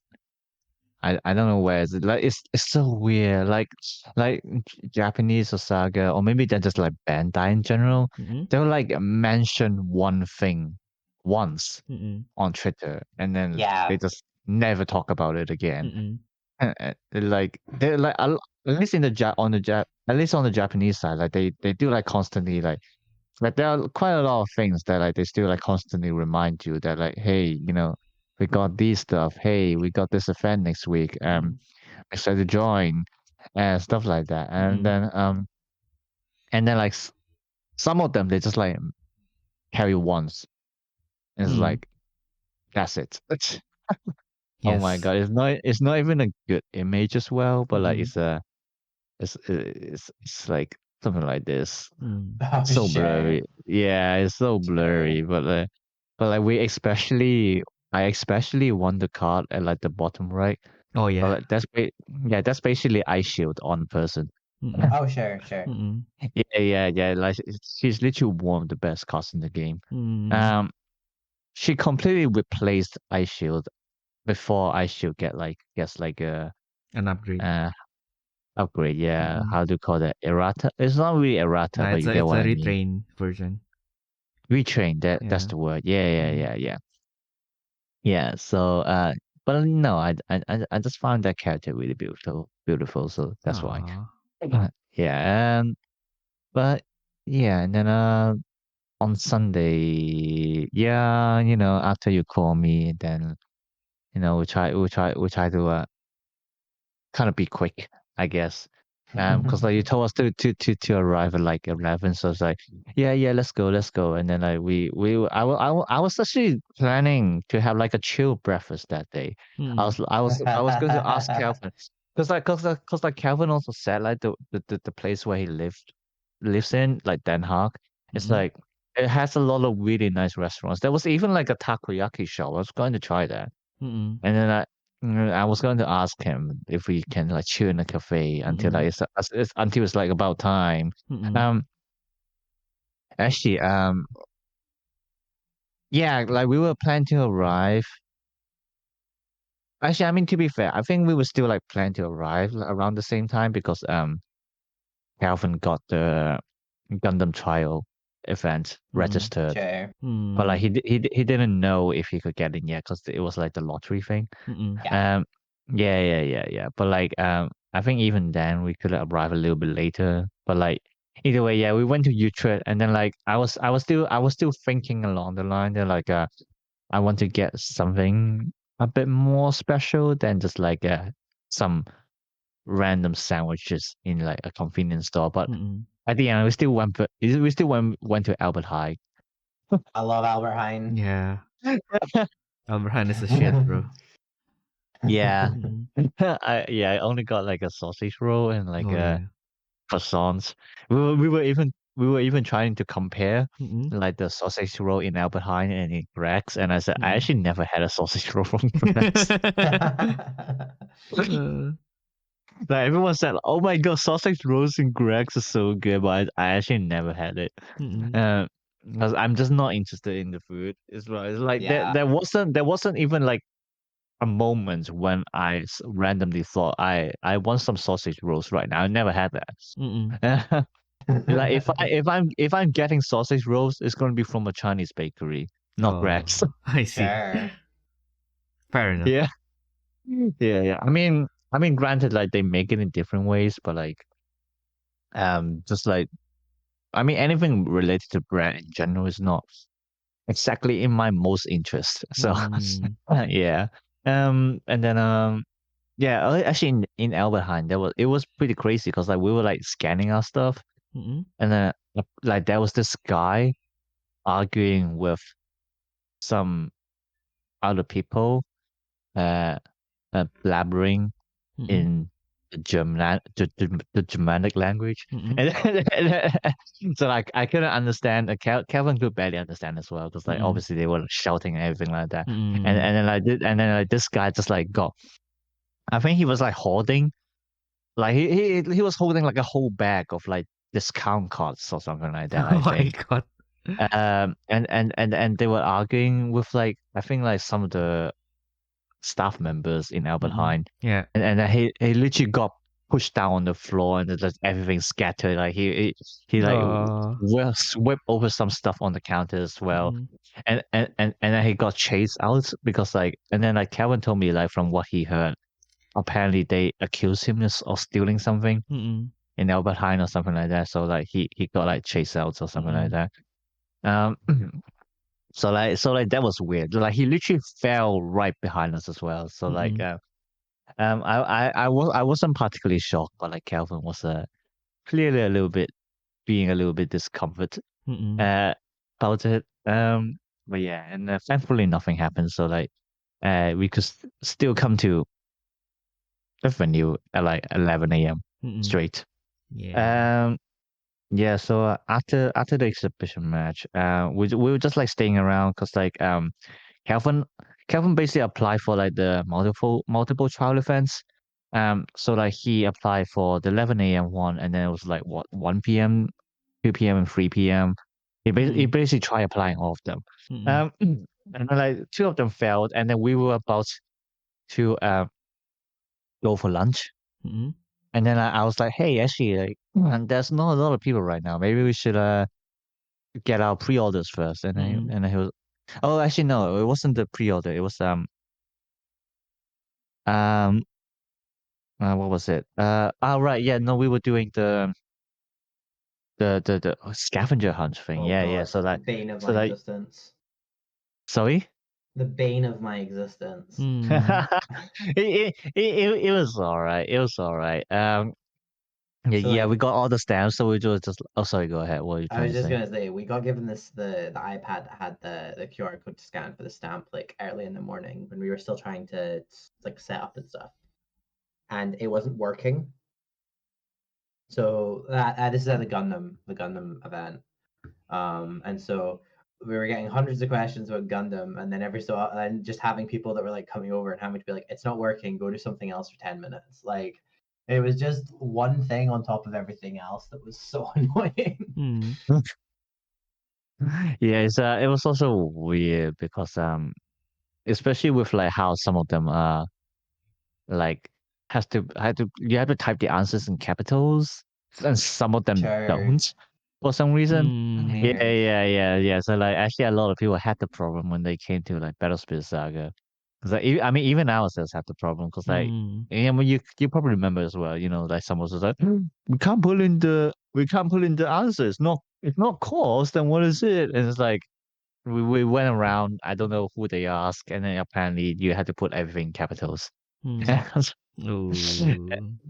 Yeah, it was weird. Mm. Yeah, but like we were lining up to try to get like the Nova because that's what you get. Mm. Well, for Saga anyway. Obviously, Yeah, you it's a still cool get. looking Nova. So in the end, you get the Nova, or is it Yeah. the Starbest draw? No, so the Star Blast draw is basically the participation. No. And then yeah, the Nova is the like the actual Nova card is the Yeah. scavenger hunt thing. No, I should Yeah. have gone. Well, but anyway, Mm. because like have No, I you yeah, uh, because like have I told you the that it was supposed to be the thing for spill, but they changed it to the Starbest draw. And oh no, they didn't change it to Starbest draw. Starbest draw is something you get if you join any tutorial. They changed it to 3 event packs, the Hydra event packs, by the way. Oof. Oof. I mean, I have a spare one of the Star Blast draws if you want them. No, I need the Nova. Oh, the Nova. Oh, Yeah, you got my want the Nova? Can't have my I Nova. got an extra one, so Oh no, yeah, just I'll just let's just talk about it under the table later.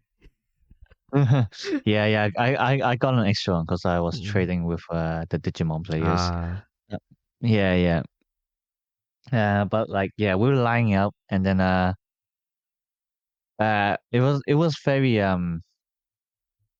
it was a little bit unfortunate for Calvin. Well, he didn't really care, so it doesn't matter because like with like how the point system work for the scavenger hunt is that like you basically get a point for every stamp you get. We got 12 stamps, and then like you have to trade the points for what kind of gifts you want to get. So Calvin pressed on his, and like there's actually a time limit with like how long you can like use the points. no. After that you just like can't use it anymore. Oh, sure. Weird. Yeah. But well, actually, people found a way to cheat. Is that like because like the system looks at your browser, basically they're using cookies.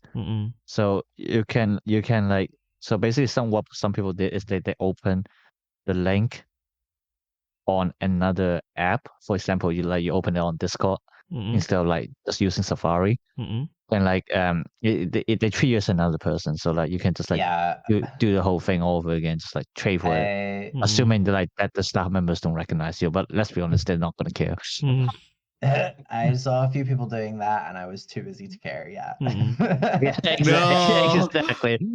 You didn't pay for it. You were just like asked to stand there to like give out the things. Like let's be honest, no one's gonna be too bothered about the except Bandai themselves.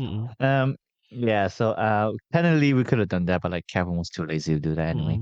But like basically he missed his chance because like while we were lining up, and that literally like just like right after like he like on all those things, Rai just called us and said, "Hey, we got slots in trial defense right now. Do you wanna just like come over immediately and like join?" And then so it was like, "Oh shit!" And then and that's like, and so we left our queue and then we just like went over to try the Gundam thing. I'm glad I did. Like I'll be honest, I was going to just like get it and sell it because like I swore to God I'm not getting into another Bandai game. And I even you ask me now, no, I'm not getting into Gundam, but I'll keep the deck for now if like It's a good if game. we ever if you ever want to play casual or something like that. Yeah, because like as you said, it's like we did try it out. Like we tried the game out and like it was actually pretty fun. Not gonna lie. It's really good. Yeah, the rules are pretty solid.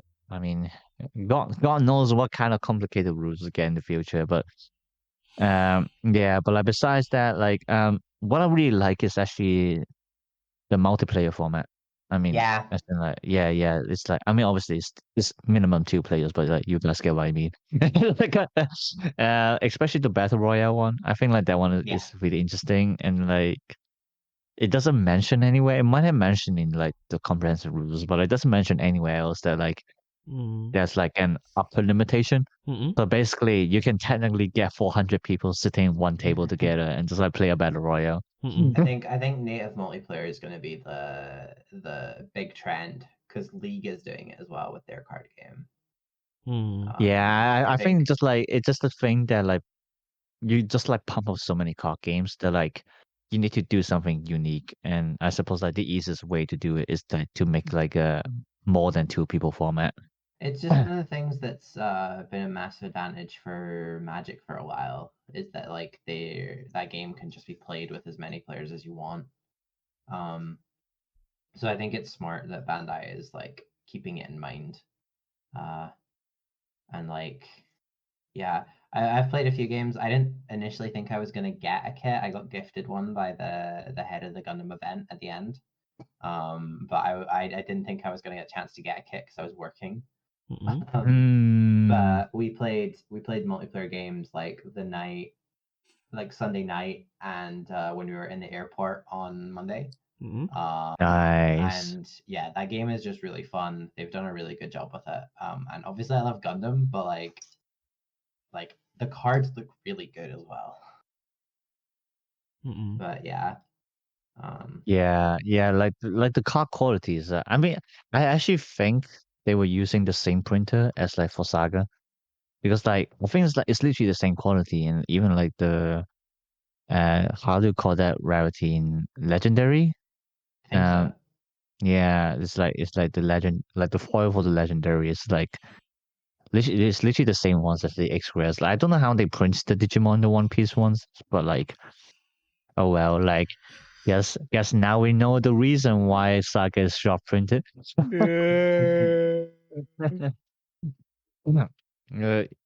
Yeah, that was one like cards are really pretty. We were hoping like to get like the alternative artworks thing, but like out of 4 people, only one of us got it, and it's They're not even quite the rare. Lacus. Yeah. Yeah. I mean, Yeah. I did, I think, over the entire weekend see one of each of the alt arts. One of each. Wow. Yeah, a couple I saw multiples of, but yeah, basically one of each. Yeah. And then there was also like the so-called god boxes where all the resources and tokens were foil. Yeah. Yeah. So I'm looking forward to my local game stores event to try and get a better box. True. Yeah, I think I might try to go for another one in Orlando. No, Ayumu, bet Ayumu. But I meant to be yeah. No, I meant to be fair. If you get another box, you basically have like a full set to play with 4 people, right? So I guess it's still okay. Yeah, I guess actually. Yeah.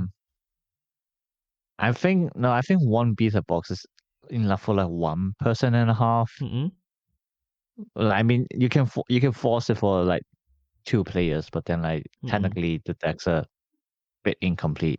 Yeah.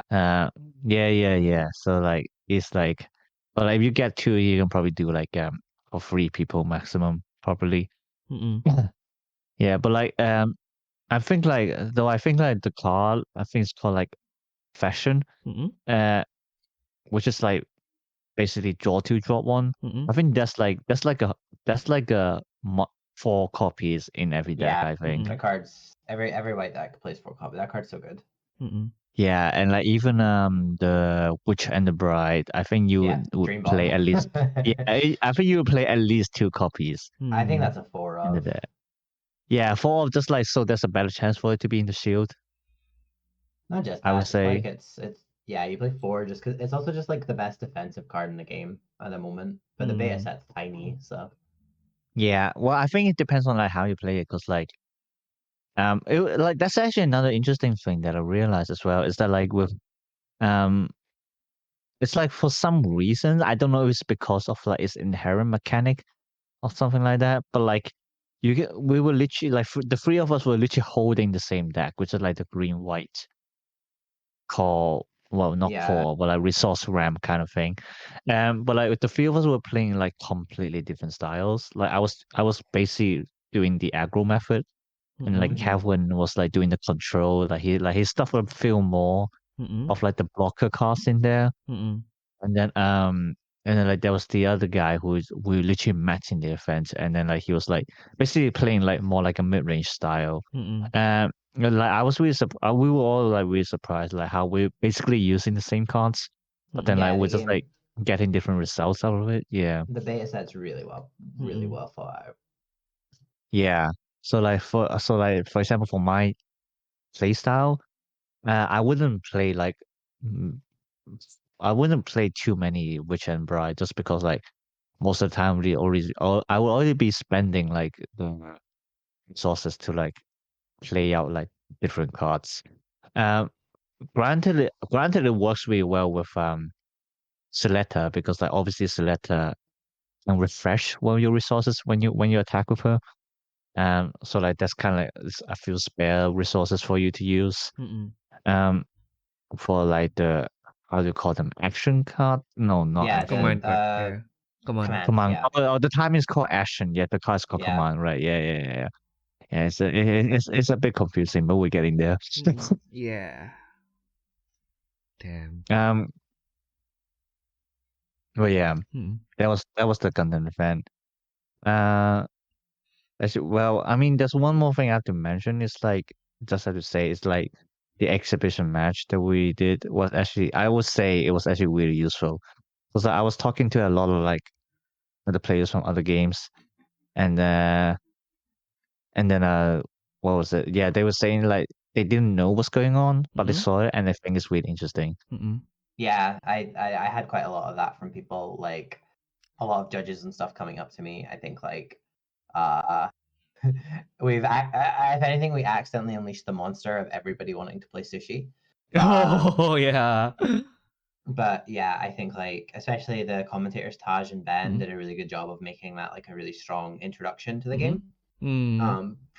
And yeah, I think it was really cool that we have that now, you know? Yeah. Yeah, yes, same. But I was really scared when I asked both Hatsuro and Yutaro. It's like, Mm-mm. what's your favorite decks? And it's like, oh, it's sushi. And it's like, well, Yeah, it goddamn. shows. Well, goddamn. But yeah. Goddamn. But yeah, I hope. Yeah, Yeah. that shows. Yeah. That was like a positive indication that sushi effect when set 7 got announced, sushi might be even wilder than before. But yeah, Yeah. exactly. But yeah, thank you very much, Eva, for coming and sharing a little bit of the behind the scenes for Thanks for having me. Yeah, thanks for sharing the behind the scenes for the Bandai Card Fest. And yeah, actually we haven't played against each other, so one day hopefully the tournament continues so we can actually like play against each other in the matches. Hopefully by that time I will actually not scrub. Yeah. 2025 season, I believe. Exactly. Do you have anything you want to promote to the people? Probably. I'm Evangelion on everything, Blue Mm-mm. Sky, Twitter, Twitch. I will maybe start streaming again soon. I'm for people that don't know, as well as a Battle Spirits competitor, I'm a Tekken 8 competitor. Mm-mm. Oh. Yeah, I'm currently ranked like 23 like ranked Elisa EU. So you know, Goddamn. no, I'm alright at that game. Mm-mm. So yeah, just follow me on socials. I'm like most active on Blue Sky right now, but also like yeah, I'm in Discords. I don't bite. Yep. But yeah, not much. Hopefully, I will see people at the next Battle Spirits event that isn't in America. Exactly. So yeah, for the rest of you, if you guys have any questions you want to send Eva or to us, you can always also send us your questions, requests, or comments to our email at therefreshsteppodcast@gmail.com or by commenting below. If it's to Eva, then we are definitely going to pass it to her, and we will try to remember to send it back to you guys. But yeah, I guess that has been everything that we can share for this week. We hope that you guys have a nice week going forward. And we'll see you all in the next turn. Bye-bye. Bye.